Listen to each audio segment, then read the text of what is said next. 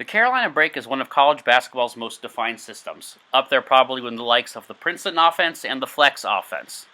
Yet the system still thrives, and it is evident by the number one seed that North Carolina has heading into this year's NCAA tournament.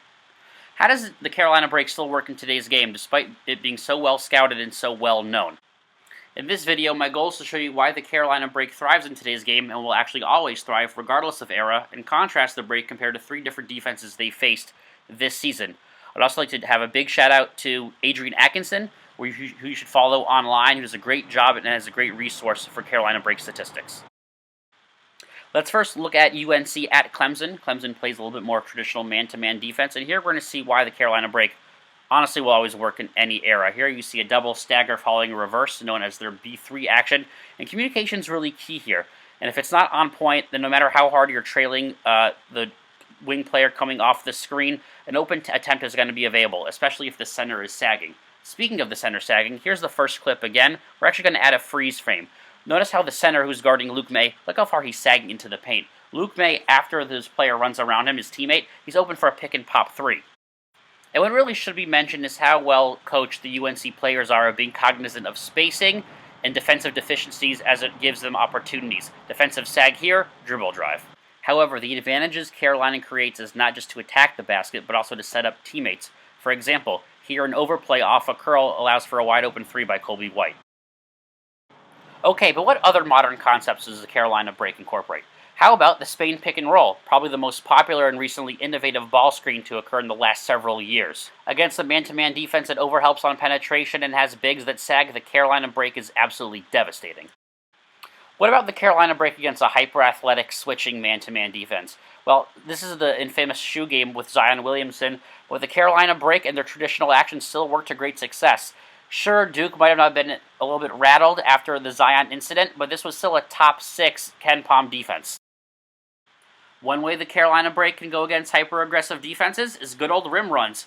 Rim runs might not be anything new, but the concept is as old as time of constantly stressing the rim will lead to great results.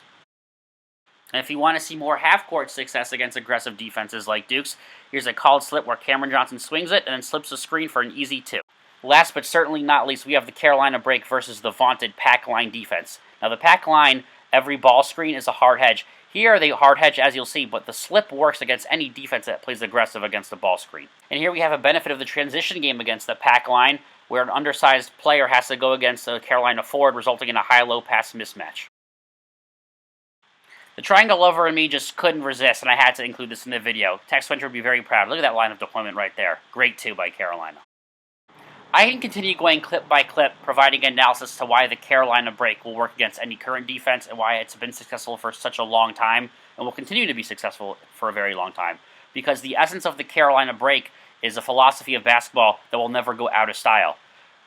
Making defenses defend horizontally and vertically, run the floor constantly, and putting pressure on the rim as much as possible is a style of play that's conducive to winning no matter when. You can be playing in the 70s, you can be playing in 2019, you can be playing in 2059. This style of play is not going to go out of style. And with the athletes Carolina recruits and the high IQ players they have and the character of the individuals, along with the freelance capabilities of the Carolina break, this is a system that will continue to thrive. And as long as Roy Williams is in charge and the Carolina brand lives on, Tar Heel fans have a lot to be proud of, a lot to be excited about, because the Carolina break, with its influences of old, influences of new, as you see in the Spain pick and roll here, Carolina will continue to be a high-tempo team that puts a lot of pressure on the basket, makes opposing defenses defend the full length of the floor, and play a great winning basketball. As always, thank you so much for watching. Please provide any feedback, positive or negative. I'm only trying to improve. Have any questions, feel free to hit me up, and I look forward to seeing you guys next time.